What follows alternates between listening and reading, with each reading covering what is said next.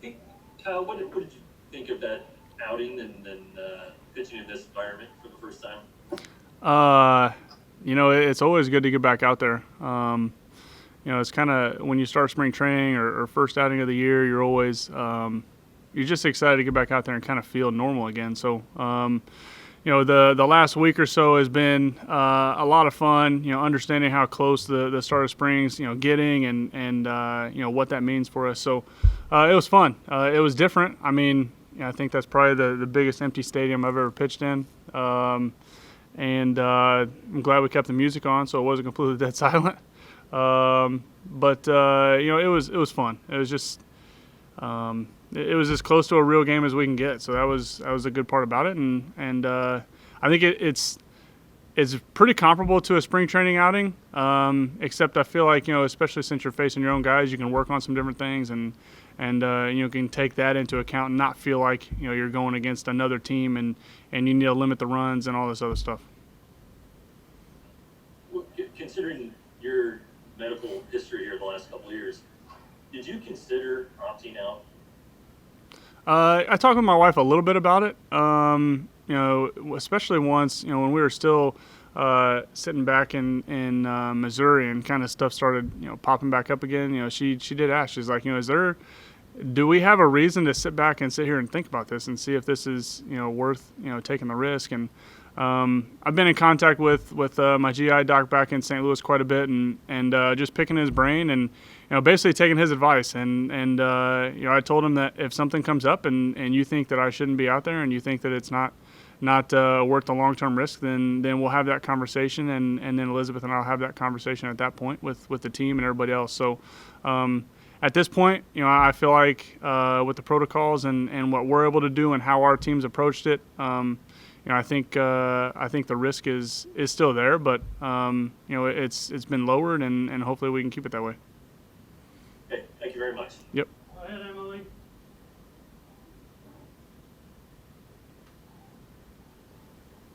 Kyle, do you feel like you have to I guess, even go be above? Sam, hold. Emily. Can you hear me? Yep. Gotcha. Go ahead. Kyle, you got me? Gotcha. Sorry, You're good. okay.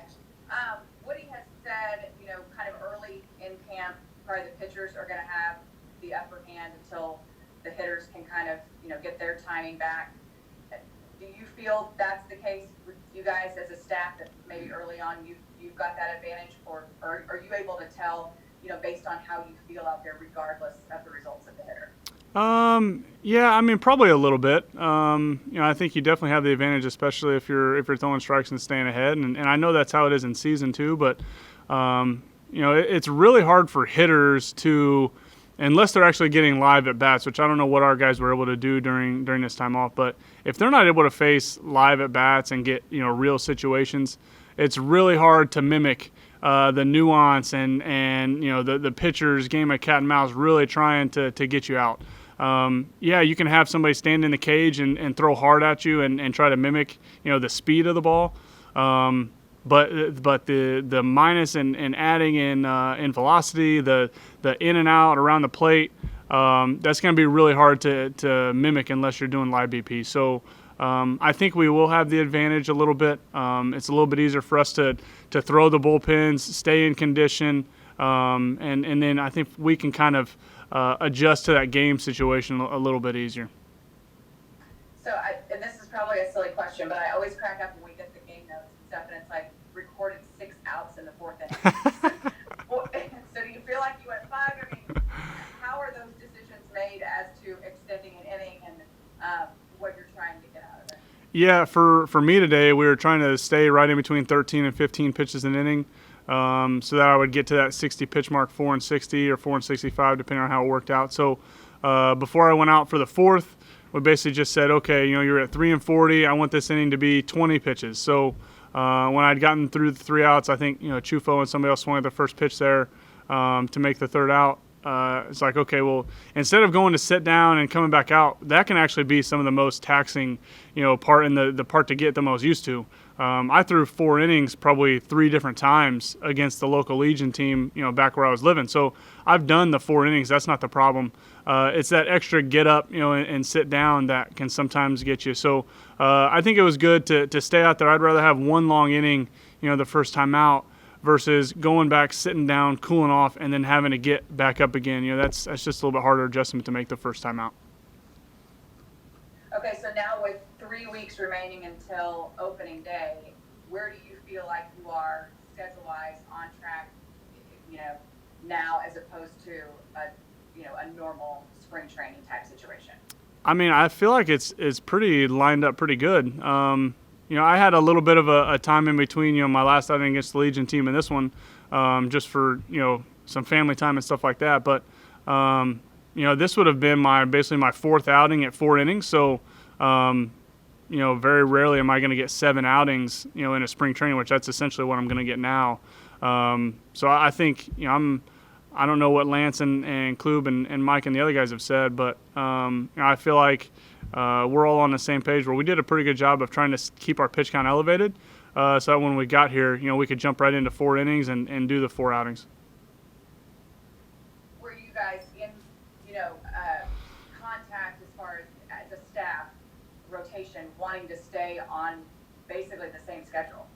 Like as far as y'all all being on the No. schedule? No, I mean, we were on the same type of program, but it wasn't like, we didn't have, Julio saying, Lance, I need you to throw a bullpen Monday, Mike, we need you to throw on Tuesday, so forth. So, and we all had a little bit different program. I was throwing basically, 1 long outing against the Legion team a week, and then, a longer bullpen at the end of the week. So touching the mound twice, and that's kind of just how I did it. And then Julio just tried to make sure as we got closer and when we found out, hey, this is when we're going to report, we need you to throw a bullpen this day because you're going to be on the mound, July 1st or 5th or whoever it was. Okay, perfect. And that's a better word. I should use program instead of schedule. Yeah, no, you're good. Thank you so much. Yep. Thank you. Sam, you got a question? Sam, you're up. Sam? I was just asking earlier if you feel like, I know that you talked about feeling comfortable being at the ballpark and stuff. Do you take the precautions of kind of above and beyond maybe what's kind of outlined in the protocols because of your, medical history? At the field, no. At the field, I'm trying to just follow the protocols and do what we're supposed to do.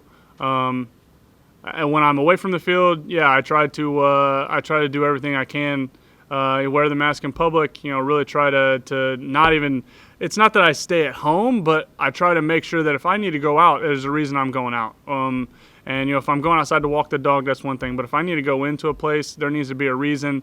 I need to have a plan so that I'm limiting my time, whether it's Lowe's or the grocery store, whatever it is, I'm limiting my time in there, and try to do as many pickup orders as possible. But, here at the field, I feel like the whole goal is to try to create a bubble to where you keep the virus out of it versus try to stop the spread of it.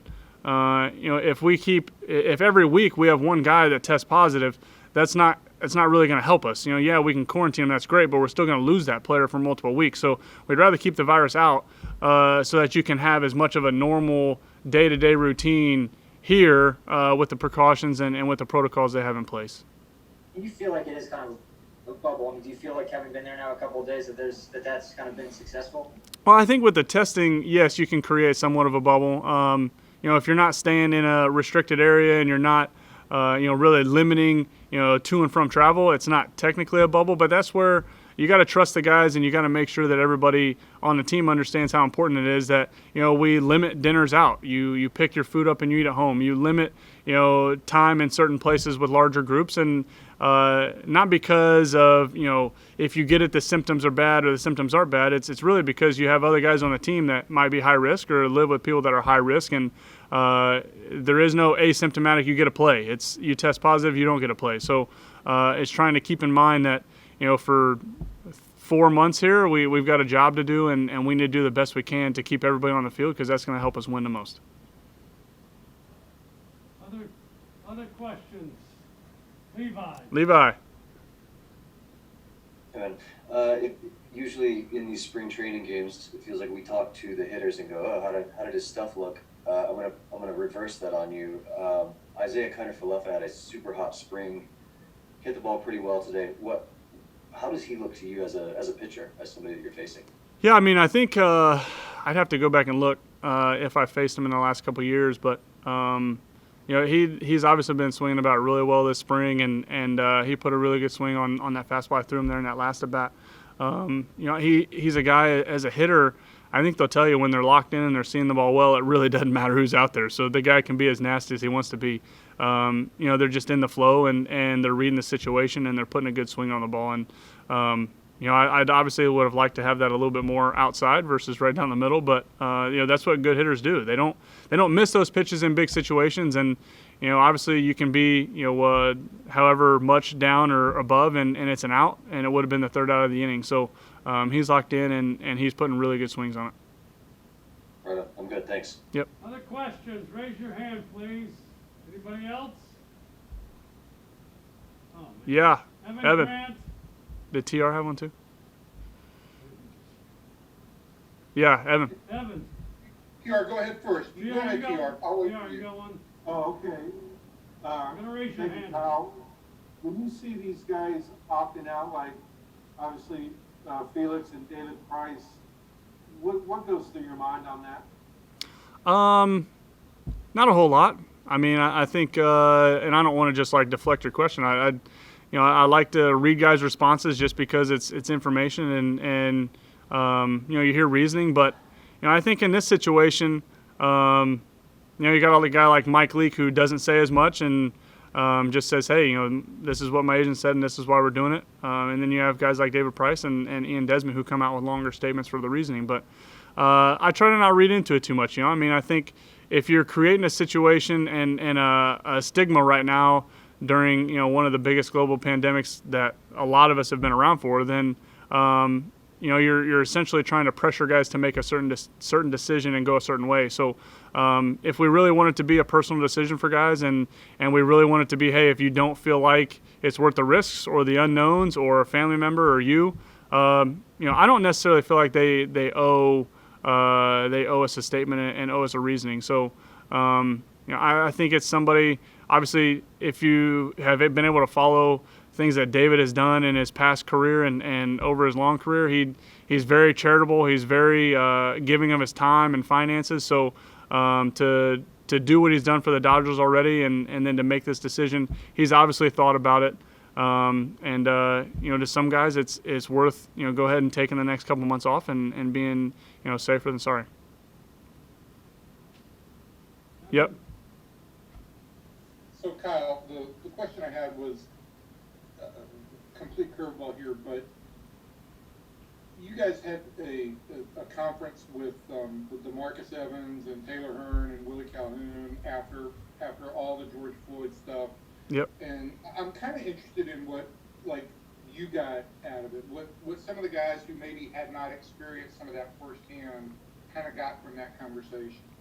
I think it's easy. Where I grew up in Indiana and where I live now, it's just not exactly a diverse neighborhood. So it's in Indiana we had a few African Americans at the school and just didn't really get a chance to really understand the culture and certain things they go through. And I feel like baseball has been unbelievable for me, and I'm extremely grateful for my kids that when they come into the field and they go to the family room, it's normal for them to be around people that don't always look like them, that don't have the same abilities, that may have a physical disability, or they can be around people that are different than them so that they can understand that there's a reason and there's good things about being everybody being a little different. But I think it's always good to hear stories and have a place for people to share things that has been on their mind that maybe they didn't feel comfortable sharing for a long time. So for, it's part of the post I put out there, was just because I had some of those things don't cross my mind. I try to not look at situations where I see a person of color and approach this situation different. But when that Amazon driver came to my door and he was completely serious that he did not want to be an African-American man just knocking on somebody's door randomly, it really hit me. It's like, man, you know what? Like, yeah, he probably is in a part of the country that maybe he would have knocked on the wrong door and it would have been, a different ending to the day. So to hear, our teammates and guys share stories of how different situations have played out, sometimes maybe in their favor or not in their favor, it was impactful. You want to get to know your teammates, and that's a part of it. And you want to get to know what makes them tick and how they go through life, and maybe how situations have impacted them, so that you can maybe help avoid those situations if you're in the right place at the right time. So I thought it was a really good job to organize that by our staff, and I think everybody really enjoyed it and got a lot out of being able to hear that. And the goal is to create that trust and to create those bonds between your teammates. And if they know that